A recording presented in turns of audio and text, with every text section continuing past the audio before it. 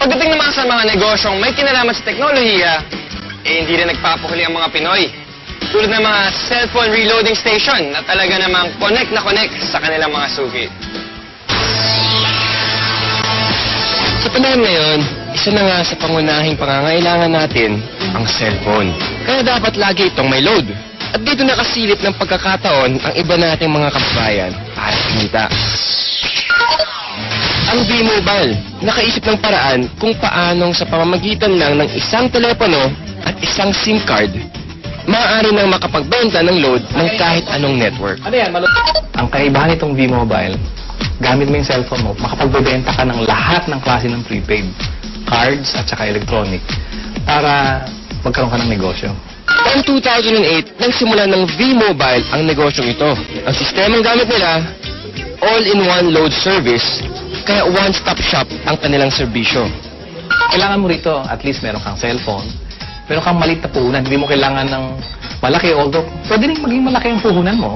Yan ay depende sa kung plano mo sa negosyo. Kung gumagamit ka ng internet, napakasimple lang gagawin mo. Punta ka sa aming www.loadextreme.ph. Tapos pag nakita mo na itong website nito, diba, yung online loading, kiklik mo, lalabas dyan yung aming dialog box. I-enter mo yung account mo, papasok mo.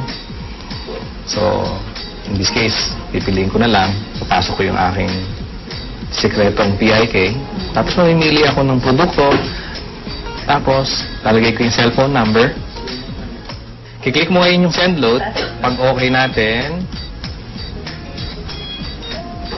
yun na. Pero paano ka nga ba kikita sa negosyong ito? Halimbawa, may magpapaload sa iyo ng 100 pesos. Ang babawas sa load wallet mo ay 90 pesos lang. Ibig sabihin, may 10 piso kang kita sa bawat 100 na i-reload mo sa iyong customer. Kung kumikita ka ng 100 pesos kada araw sa pagre-reload, sa loob ng isang buwan, may kita kang 3,000 piso.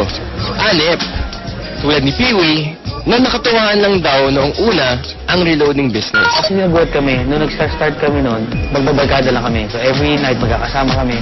Nakakatuwa. Nung 5 lang kami nagsimula, 5 members na kami. Kapatid ko, mga barkada ko. Tapos ngayon nagulat ako, yung 5 tao nagsimula niya. Ngayon, ano na kami, almost 100,000. So actually, nag-vlog pa siya ng 100,000 members. Ngayon, sa simpleng pagpindot-pindot lang daw niya ng cellphone, kumikita raw si Peewee ng mula 1,000 hanggang 5,000 piso kada linggo.